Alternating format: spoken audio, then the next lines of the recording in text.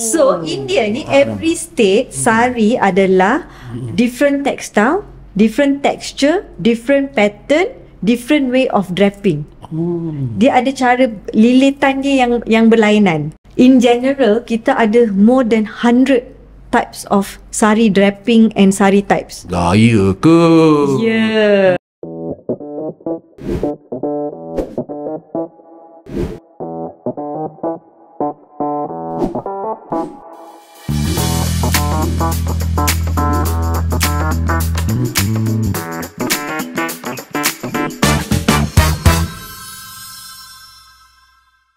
Bismillahirrahmanirrahim. Assalamualaikum warahmatullahi wabarakatuh. Terima kasih tuan-tuan dan puan-puan kerana setia bersama kami dalam program eksklusif bersama Syarif. Baik, tuan-tuan dan puan-puan, bersempena dengan perayaan Deepavali yang disambut baru-baru ini, malam ini kami membawakan satu episod khas di mana kita membawa seorang dialah orang kata apa, usahawan, dialah pelakon, dialah modeling, dialah macam-macam. Orangnya di sebelah kanan saya adalah Cik BK Nai. Terima kasih kerana sudah ada. Selamat Hari Deepavali Cik BK.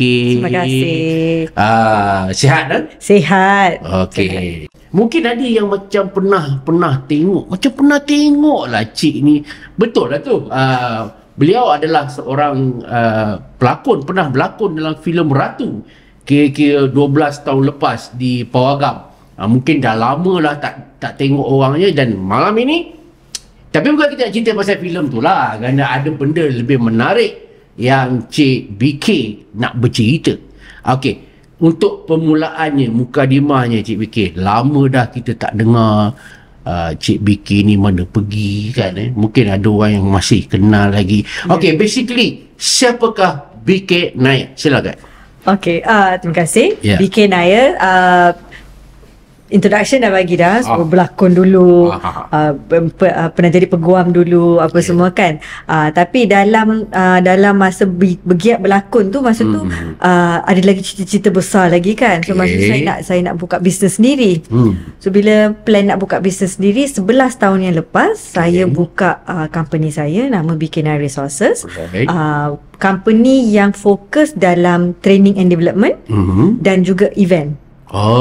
So event tu bukan event management untuk apa macam orang kata parti-parti, bukan macam tu. So saya fokus event management adalah event sendiri. Maksudnya event yang branding sendiri. So saya pernah buat Miss Sari Malaysia, World Sari Day, dan baru-baru ni Nawarasa Fashion Showcase. Itu Nawarasa tu yang kita nak cerita. Daripada seorang student undang-undang di UKM, macam mana boleh involve dalam modeling, boleh involve dalam acting apa semua, bagaimana segalanya bermula? Okey. Pertama kali saya daripada keluarga background yang sangat-sangat strict lah. Maksudnya dalam family saya, you kena belajar, graduate, you kerja. Lepas tu that means you kena kerja yang professional lah. You jadi lawyer, doktor, engineer, macam tu. So parents pun very strict lah. So sebab tu belajar undang-undang. Tapi kita ni kadang-kadang tak boleh duduk diam kan. Kita nak mencuba banyak benda. Lepas tu kadang-kadang I rasa macam, we are creative ni. Kita ni orang kreatif ni. Kita kena tunjuk kita punya creativity somewhere and all that kan. So somehow masa tu modeling, macam mana saya masuk tu, masa tu still belajar. So kawan-kawan ajar. Dulu I tak tahu zaman sekarang macam mana, tapi macam 17 years ago masa tu dia ada agency modeling. And then you kena berdaftar. Lepas tu diorang akan carikan you job, you kena pergi casting apa semua. So pergilah join. Bila ajak-ajak tu macam tak nak lah, takut parents tahu kan. Tapi kita nak cuba juga. So cuba tengok, kita cakap okey lah, kita try dulu. Tak adalah masa tu rasa macam cantik sangat ke apa. Tak ada, kita just nak cuba je. Bila nak ikut cuba, kawan-kawan. Ikutkan kawan. Ada juga duit poket. Tapi yang malangnya yang kawan-kawan semua tak dapat apa-apa lah. Sekali yang mengikut Yang mengikut ni pula over pula kan. Pula. So daripada situ start buat TV commercial, buat modeling apa semua. Tapi takut juga. Sebab I takut kalau parents I tahu, nanti mestilah I kena marah kan. Takut anak dia tak belajar, dia tak lagi apa semua. So bila saya masuk Ratu Cantik, bila buat TV commercial apa semua tu, saya menyorok-nyorok lah buat. Tapi saya rasa macam nasib baiklah masa tu tak ada social media sangat. Kalau ada TikTok ke apa ke masa tu memang saya kantoi lah. Sebab parents pun pakai TikTok sekarang kan. Tapi pernah lah macam banyak TV commercial yang keluar kat TV tu, saya terpaksa lah cerita kat mak saya. Saya kata saya dah buat macam ni apa semua kan. So kira my mother tu kira middle person lah. Dia kena cover dengan my dad. Sebab untuk my dad, I hantar you pergi belajar, you belajar. You dah belajar, you dah graduate, you pergi kerja macam tu. Tapi itulah kita nak mencuba banyak benda kan. So I buat modelling, so I pula fortunate enough I dapat banyak job masa tu. So dapat banyak job. Lepas tu movie pula masa tu, yang movie pertama pun nama Ratu. Memang cerita dalam movie tu pasal gadis-gadis cantik yang masuk Ratu Cantik lah. So masa tu saya ada menang. Masa tu baru menang pageant masa tu, keluar kat paper apa semua. So masa tu adalah diorang contact agent, contact macam tu. Tapi tuan-tuan, kita malam ni bukan nak cerita sangat pasal tu. Tapi ini dia punya mukadimah introduction. Sebab orang tengok siapa yang cantik dengan Syarif malam ni. So itulah dia punya mukadimahnya. Baik, yang kita nak fokus malam ini adalah bagaimana daripada seorang ratu cantik, daripada seorang pelakon boleh mencuburi bidang perniagaan. Inilah kerana malam ni kita nak korek-korek sikit apakah rahsia kejayaan ataupun bagaimana daripada satu bidang yang orang kata yang asing mencuburi bidang perniagaan bukan mudah. Betul. Okey, macam mana pula daripada bidang modeling, Ratu Cantik apa semua ni boleh terfikir untuk mencuburi bidang perniagaan dengan lebih serius? Masa saya kecil-kecil dulu, saya dah, kita ada macam kita punya impian, kita dah terbayang-bayang kalau kita dah besar nanti macam mana apa semua. Saya selalu terbayang-bayang saya nak buat something on my own. Saya nak buat something sendiri, macam I kena ada my own branding, benda tu. Tapi kita young kan, masa teenager dah fikir benda ni, tapi tak tahu nak start daripada mana apa semua. So kita ikut follow the flow. Parents kata pergi belajar law apa semua, kita follow the flow. Tapi masa saya practice tu pun, saya rasa macam saya tak happy. Saya kata saya nak buat something different. Itu yang bila dapat offer buat modelling, dapat buat berlakon. Saya masa berlakon tu, bila start berlakon, saya ada juga kerja kat studio. Saya jadi coordinating manager dalam industri entertainment jugalah. That means kerja dekat studio production. So buat coordination management, manager lah masa tu. So dalam tu pun belajar juga macam mana the industry and all that. So nak cuba macam mana apa yang lain. Tapi dalam kepala ni kita must do something on our own. Tapi memang minat nak buat event sendiri apa semua. So that is when along the way I kata I need to do something on my own. I start company BKNI Resources. I start dengan training and development dulu. So untuk corporate lah. So I rasa I ni ada sebahagian saya ni yang sangat serius kan, law background kan. Kadang-kadang orang pun cakap orang law ni semua very square. Dia kata dia go by book. Dia kita ada procedure kan. So kadang-kadang ada seriousness dia. So okay lah. So bila dah start training and development, dah ongoing, dah settle sikit, saya kata saya nak buat event ni sebenarnya. Sebab event pula is the fun part of it. I nak serious tapi I nak fun juga. So masa tu lah I buat banyak event sebenarnya sebelum tahun ni. Kita orang ada my company ada buat satu event called Women of Essence. From 2019 up to 2021 kita jalankan program tu. Women of Essence basically program untuk wanita. Program motivasi apa semua. Dia every month. Dia macam CSR. Dia setiap bulan. So kita akan jalankan program tu untuk bagi motivasi kat wanita-wanita kat luar sana nak jadi ahli perniagaan apa semua. Program macam tu pun pernah buat. Miss Sari Malaysia I pernah organize sendiri dah 2 tahun, 2019 dengan 2021 saya co-organize dengan another organizer. Kita buat satu competition sari. Tapi kita open to everybody in Malaysia masa tu sebab dia came under MOTEC juga, under cultural. So bila under cultural MOTEC, dia kira program Malaysia. So kena ada participant Indian, Malay, Chinese apa, semua pakai sari. Tapi competition lah. Itu tahun bila tu? 2019 dengan 2021.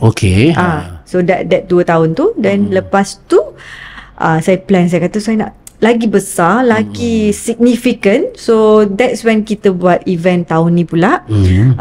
In March kita buat World Sari Day Malaysia. World Sari Day Malaysia. Sebelum kita pergi dengan lebih lanjut, kita rehat dulu. Kita akan kembali selepas ini.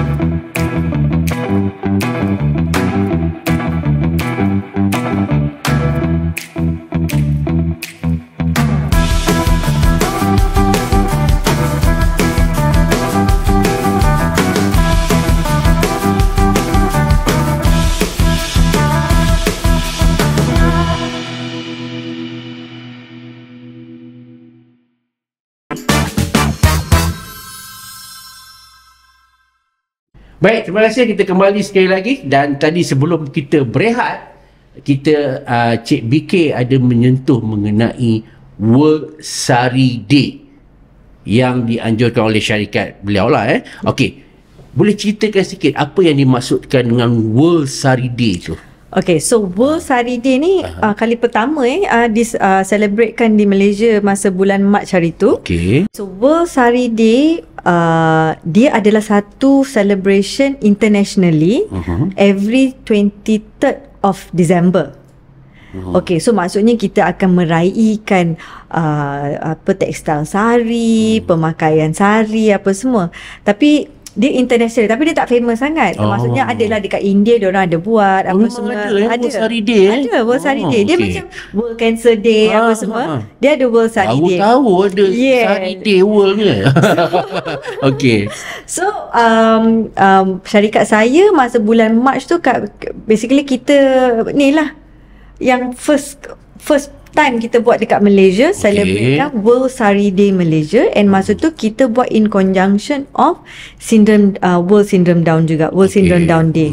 So macam mana kita berconjunction dengan diorang adalah Down Syndrome adalah model kita opening untuk sari. Oh. Yes.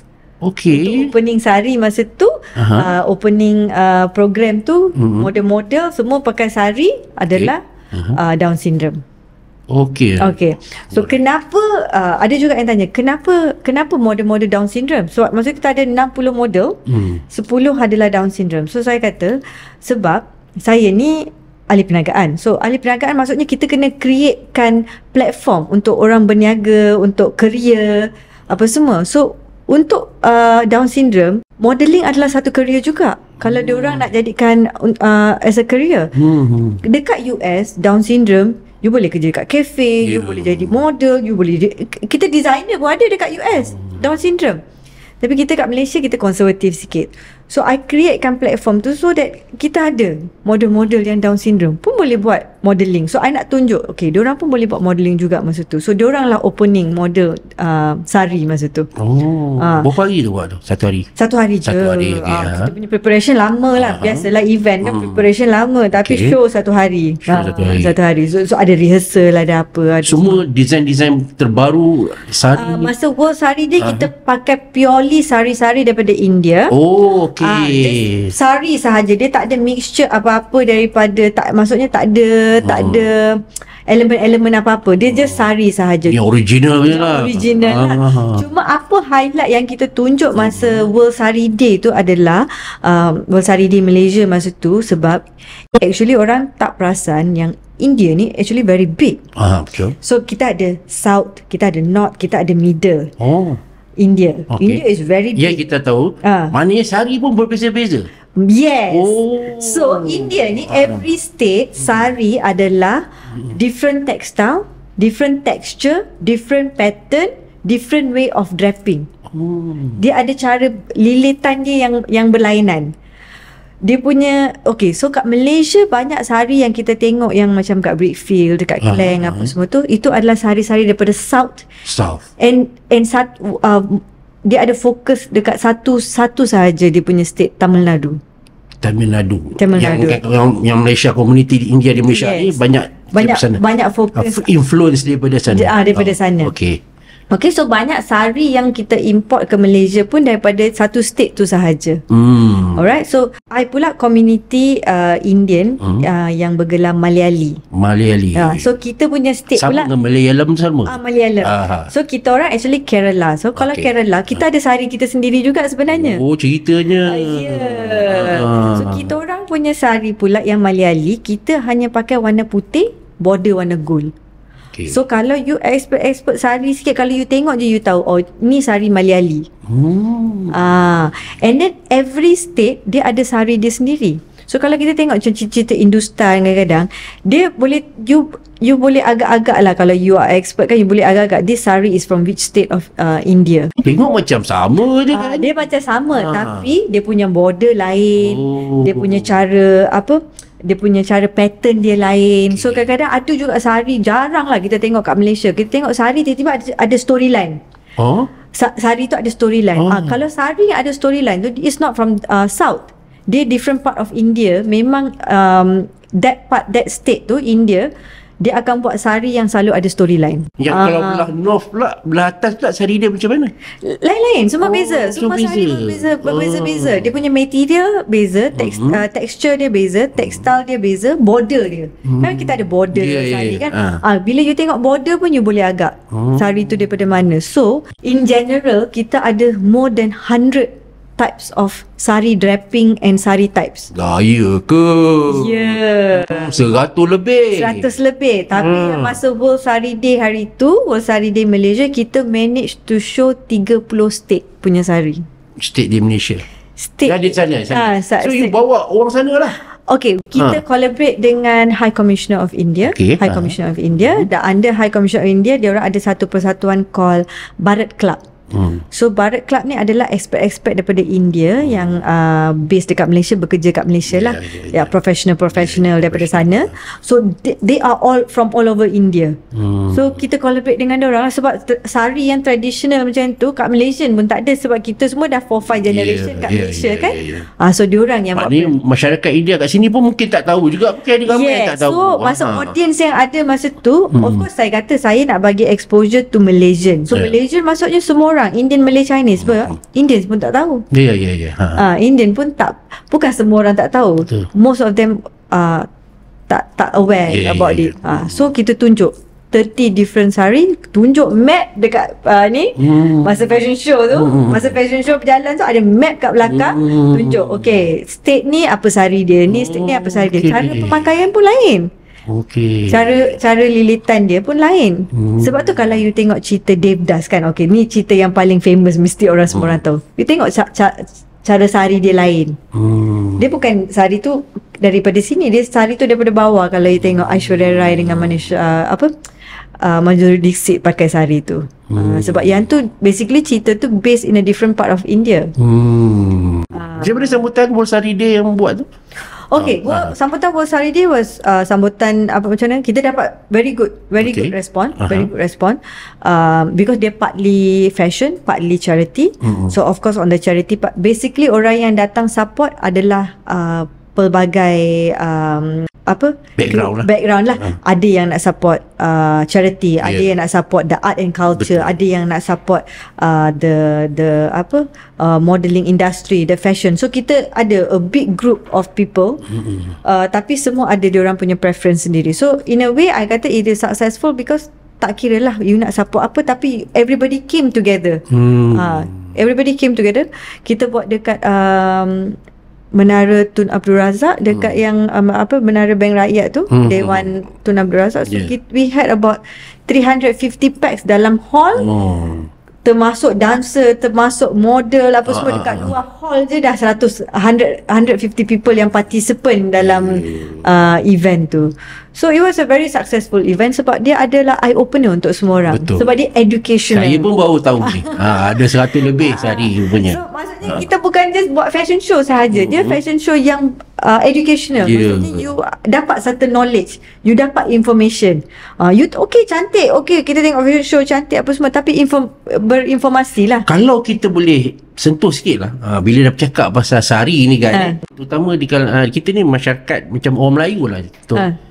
Apa itu sari sebenarnya? Kalau boleh cerita sikit. Yelah, kita hanya tengok je lah kan okay, tapi apa maksud sari sebenarnya Okay, sari ni basically dia adalah satu attire yang paling lama dekat India lah. Okay. Kita kan pakaian-pakaian ni sebenarnya ada sejarah dia. Kalau ikutkan sejarah, sari ni satu daripada pakaian yang paling lama dalam sejarah. Okay. So kalau ikutkan traditional way of India dulu, that means like beribu-ribu tahun yang dulu, tak ada blouse, tak ada inner skirt apa semua. Dia ada cara pemakaian dia yang mana dia boleh lilit tu memang you tutup. Tak ada seksi. Yang seksi tu semua sekarang je, sari ni. Kalau ikutkan betul-betul tradisional yang beribu tahun dulu tu, tak ada blouse pun dia akan lilitkan benda tu, dia akan tutup semua. Okay. Dia adalah satu pakaian yang paling lama yang dalam history lah. That means daripada India kan. Okay, Cik BK sendiri. Kenapa minat? Memang kat rumah pakai sari kan? Saya minat sari sebab saya rasa sebab saya dancer dulu. Saya Indian classical dancer. Dancer juga macam-macam. Okey. Tu yang minat sari tu. So, saya bukan sahaja saya rasa saya in general saya suka cultural. Okey. Cultural thing. So dulu masa kecil-kecil dulu Indian classical dancer, dan saya daripada Johor. Saya daripada Johor ni kat sekolah ni kita semua kena belajar zapin, tapi ada pilihan. So saya dalam kelab zapin juga. So memang dah suka menari kan. Campak je lah, nak menari apa pun boleh je. Baik tak ada muzik. Kalau tak saya suruh menari. Okay, so kita buat I juga buat tarian zapin apa semua. So saya suka cultural. Kalau ikutkan, kalau tanya, bukan sari saja saya suka. Macam hari ni saya pakai batik. Okay. Balik pada sari ni. Sari ni kalau pakaian biasa ke atau seremonial ke, atau bila nak pergi jalan je, dia macam mana Sari ni dia ada banyak-banyak kategori dia punya tekstil dia.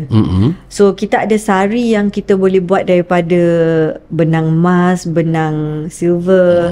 Dia punya range harga boleh cecah sampai 10,000, 20,000 sari macam tu pun ada.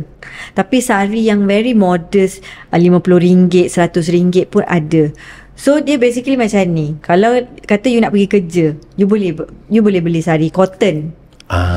You nak pergi function, boleh lah beli sari organza, apa semua, dia atas sikit. Nak kahwin bride, dia akan cari sari yang very high on the hierarchy, maksudnya sari yang bertenun. Bertenun pakai benang emas apa semua, 1,000 lebih, 2,000 lebih, 3,000 macam tu. So you boleh kalau pilih. duduk kat rumah lain pula. Duduk kat rumah lain pula. Tapi kat rumah I rasa kat Malaysia tak ada.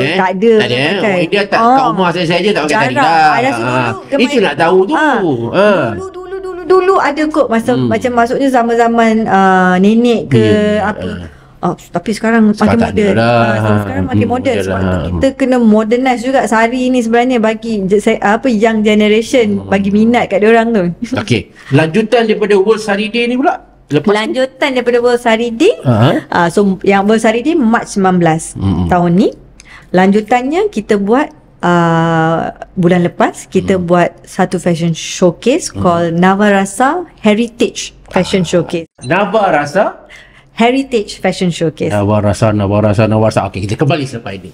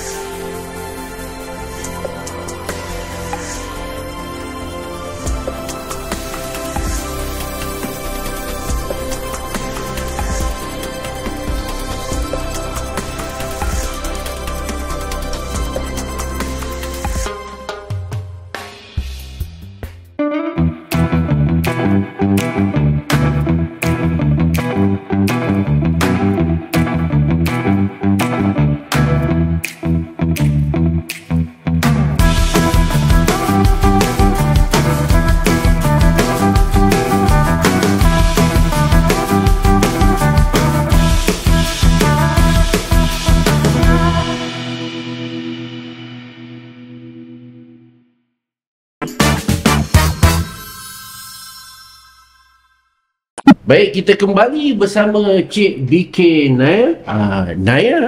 Betul, Naya. Okay. Alright, tadi kita dah sembang tentang sejarah Cik BK Naya sendiri. Kemudian kita sentuh mengenai sari.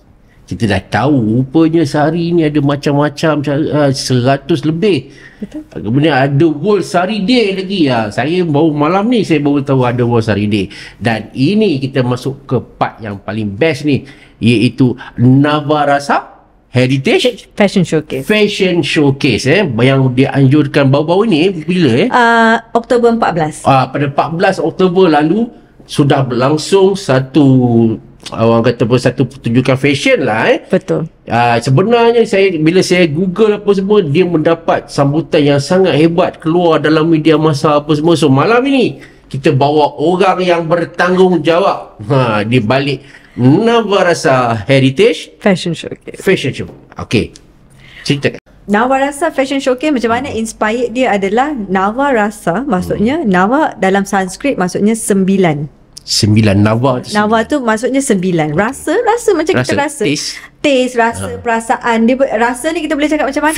Feeling, emotion ni apa yang kita rasa. So 9 rasa. Maksudnya I kaitkan dalam fashion, maksudnya kita ada 9 emotion. Kita ada anger, love. Oh, ada 9 Anger, kita punya main adalah 9. Oh, iya ke?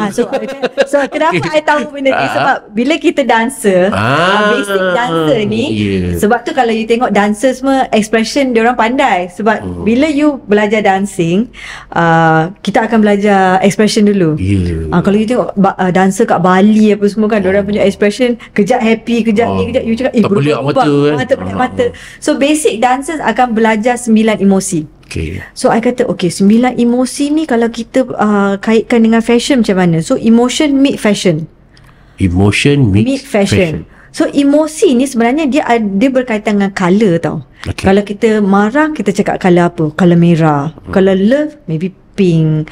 Kalau kita happy, blue. Macam tu. So emotion meet colours.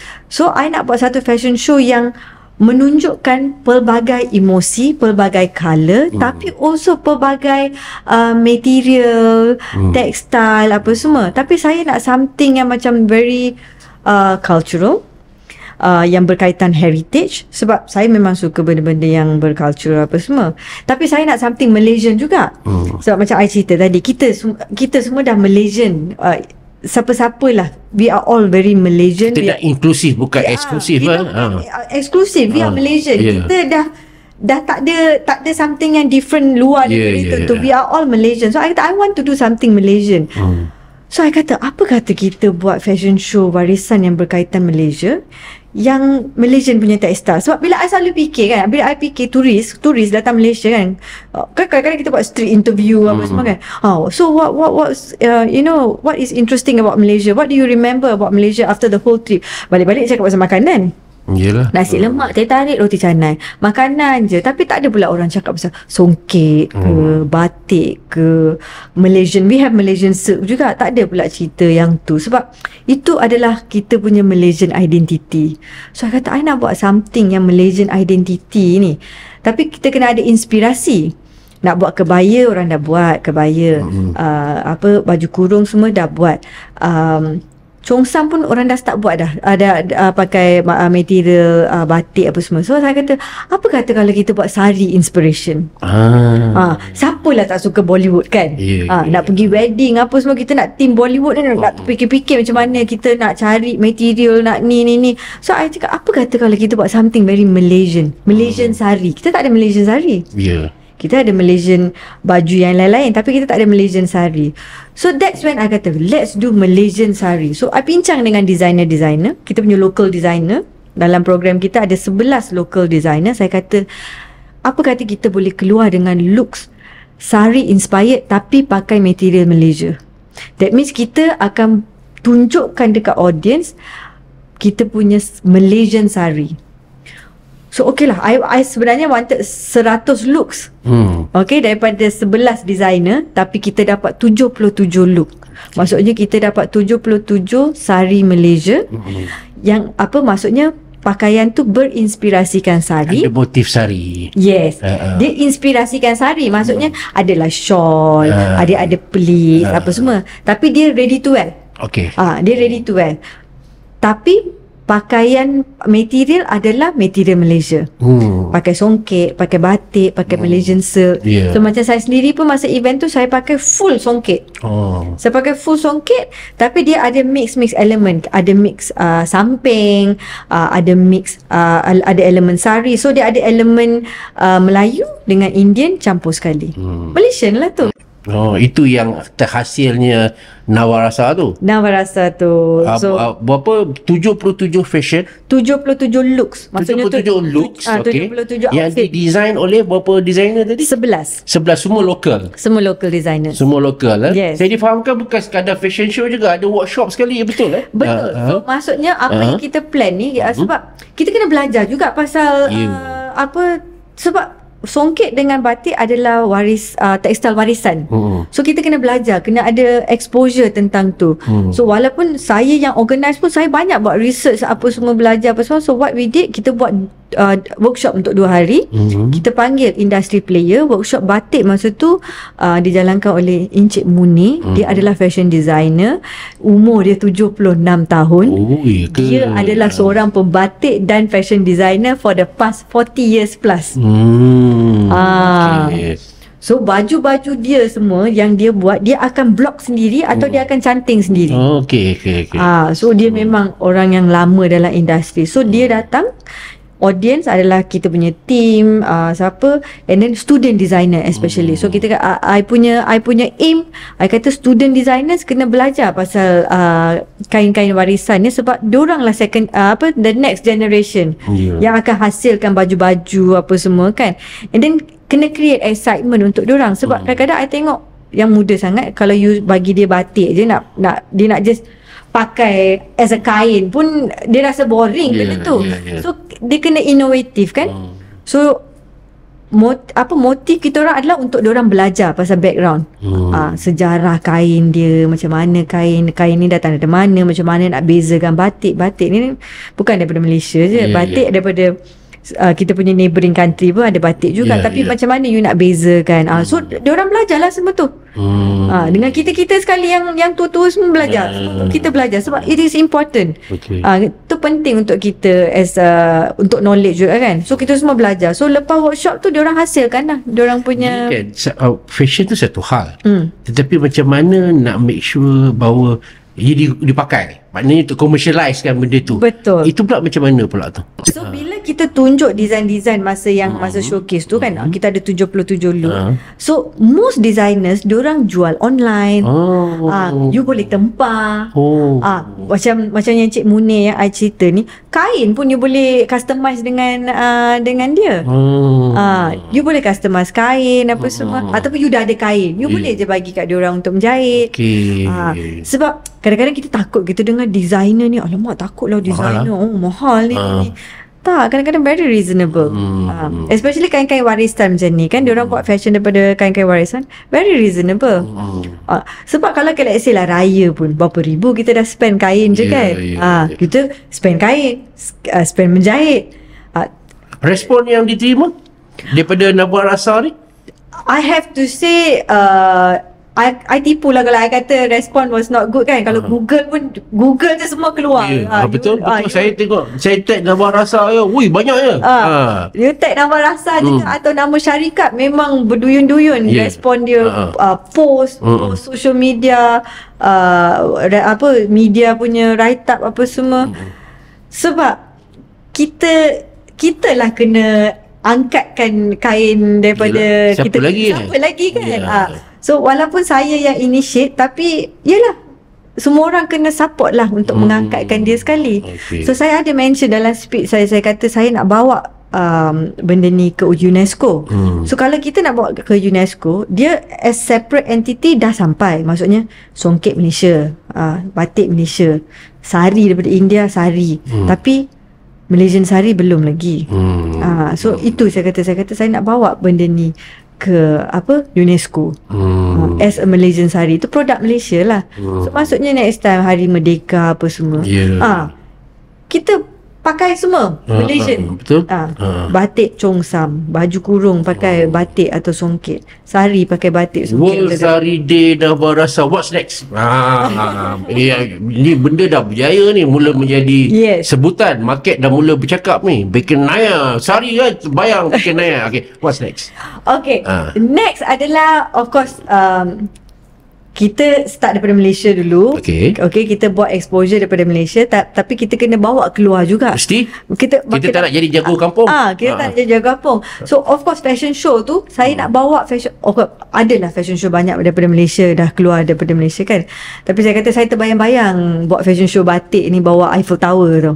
Sebab biasanya Eiffel Tower ni dia high fashion show kan. Kita kena buat kita punya warisan, kain-kain warisan daripada busana muslimah pun boleh pakai benda motif sari kan. Betul. So, bila dia warisan, dia modest. Dia modest fashion, dia bukan sexy fashion apa semua, dia modest fashion. So of course saya nak keluar daripada country untuk buat fashion show tu. Tapi saya ada sedikit plan untuk tahun depan juga. Saya nak explore lagi mendalam, nak pergi jumpa pembatik, penenun yang memang betul-betul yang dekat pendalaman, yang betul belum dapat exposure lagi, yang masih diorang still ni lah dekat zone mereka sahaja kan, tak keluar lagi. So kita nak buat workshop ke apa ke, kalau kita ke sana, kita punya knowledge akan lagi berkembang daripada diorang. Sebab diorang from generation to generation saya pernah tengok dokumentari, even dekat Malaysia ni, penenun dengan pembatik ni semua yang base dekat kita punya Kelantan, Terengganu, diorang generation to generation. Betul. Bukan tiba-tiba generation ni je yang nak jadi pembatik, tak boleh. Dia kena turun-menurun. Tapi bertunjangkan sari tadi lah. Bertunjangkan sari. Sebab even masa kita buat Nawarasa hari tu, kita buat lengga. Kita ada macam-macam fashion. Kita ada lengga daripada batik. Kita ada sari, macam-macam sari hari tu keluar daripada batik. Sari ready made, baju-baju ready made. Lengga kan senang pakai kan, skirt dengan baju. Macam-macam keluar hari tu. Okey, sebagai orang yang sampai orang kata macam taksub daripada sari ni kan, saya nak tahu daripada Bikis ni, apa menariknya sari di kacamata you ni, di mata you ni, apa yang menariknya sari? Okey, dia apa-apa pakaian tradisional yang berkaitan dengan wanita, dia akan nampakkan wanita tu sangat feminin. Termasuk sari. Dia pakaian warisan lah. Sebelum saya cakap pasal macam contohnya kebaya. Kebaya ni bila pakai you nampak macam alah sopan, nampak ayu, dia automatic dia akan nampak very feminine. Same goes to sari. I rasa sari dia punya flow dia, dia very flowy kan. Dia very flowy apa semua, dia akan nampakkan you very feminine. Dia nampak lah very ayu, sopan macam tu. So saya suka benda-benda macam tu, bila nampakkan macam tu. Ada satu masalah saya. Ada setengah orang berpendapat terlampau banyak sangat ni campur kebaya lah, campur ke baju kurung lah, apa sari ni, dia akan menghilangkan keaslian sari tu. Macam apa orang kata apa, terlampau ni lah canggih sangat lah kan. Contohnya lah baju kurung kan, baju kurung campur elemen ni, dah hilang dah identiti baju kurung tu. Dalam hal ni Cik tak risau ke bahawa akan ada kritikan bahawa terlampau you dah buat macam-macam ni sampai hilang, dah tak nampak dah rupa sehari tu? Sebab I rasa kita kena terima evolution. So dalam sejarah pun kita punya ekonomi pun ada evolution. Betul. Negara pun ada evolution. So fashion pun sama. Kita how to say, kita safeguard dia punya warisan, tapi kita kena ikut generation punya evolution. So kalau kita kata kita nak stick to certain tradition sahaja, susah. Kita macam mana kita nak pujuk generasi baru? Kita kena ikut diorang juga. Maksudnya kita ikut diorang punya cita rasa juga, tapi at the same time kita memelihara juga kita punya warisan. Contemporary lah sikit, yang konservatif sangat. So contemporary maksudnya kita still memelihara kita punya warisan dan tradition, tapi kita revolutionize benda tu ikut keadaan. Ikut keadaan. Tak sia-sia belajar law. Alright, mungkin kata-kata terakhir lah sebagai pejuang sari di Malaysia ni. Okay, so kata-kata terakhir bukan sahaja sebagai pejuang sari, maksudnya pejuang sari dan juga pejuang kain warisan Malaysia, iaitu batik dan songket. Saya akan bagi tahu ini adalah bukan perjuangan saya seorang atau kita sahaja. Ini adalah perjuangan Malaysian. So saya buat fashion show dan workshop ni semua as a Malaysian. So saya harap semua Malaysian kat luar sana juga akan menyokong dan akan be part of it. Maksudnya you part of it tu, maksudnya kita buat satu contribution yang sikit pun dah cukup dah. Setitik punya contribution support pun dah cukup dah untuk kita memperjuangkan traditional dan warisan kita. Jangan hanya lihat sari ni India saja. Kita sekarang kita satu Malaysia. Betul. Kan, betul. Sari pun orang Melayu pun boleh pakai, kan? Orang Cina boleh pakai, kan? Dengan campuran tadi, elemen-elemen tadi. Campuran-campuran Malaysia. So kita memperjuangkan sari Malaysia. Sari Malaysia. Yes. Kata-kata sempena Deepavali untuk pecinta sari dan juga orang kampung di luar sana. Silakan. Saya nak ucapkan selamat Hari Deepavali. Makanlah banyak-banyak. Kalau kat Malaysia ni kita kata jangan makan, susah pula. Kalau perayaan tu maksudnya makanlah. So makanlah banyak-banyak, tapi lepas perayaan tu diet lah. So makan carefully. Terasa aku. Makan carefully and then be healthy and then have a good holiday and have a good journey on the road, everyone. Sebab perayaan Malaysia ni untuk semua orang. Sebab itu yang kita perasan kan. Kalau Chinese ni semua orang pun nak bercuti. Deepavali semua orang bercuti. So everybody out there, selamat Hari Deepavali dan selamat bercuti. Tapi tak complete. Kita cakap Tamil sikit. Silakan. Okay. Ramai orang India tengok ni. Okay. I would like to wish all the Tamil audience out there Deepavali Nalvalthukal. Thank you very much. Tu dia. Terima kasih banyak Cik Biki Naya. Satu perbincangan yang sangat best. Terima kasih. Tak terasa masa berjalan. Kan? Kalau tahu cakap macam mana? Cakap pun dengan orang ambil law. Kan? Terima kasih sekali lagi. Dan pada tuan-tuan dan perempuan di sana, ingat sari jangan hanya ingat India saja. Kita orang Malaysia. Kita Malaysia. Kan? Kita boleh improvekan lagi macam-macam cara. Macam tadi Cik Biki Naya kata, kita dia kena ada proses evolusi dia kat situ. Kan? Serupalah mana-mana pakaian pun, kebaya ke apa ke, kita tak boleh lah hanya takat tu saja. Kan? Sebab yang penting kita nak semua orang menghayati pakaian warisan kita. Tuan-tuan dan perempuan, selamat Hari Deepavali. Sekian, wabillahi taufiq wal hidayah. Wassalamualaikum warahmatullahi wabarakatuh. Bye bye.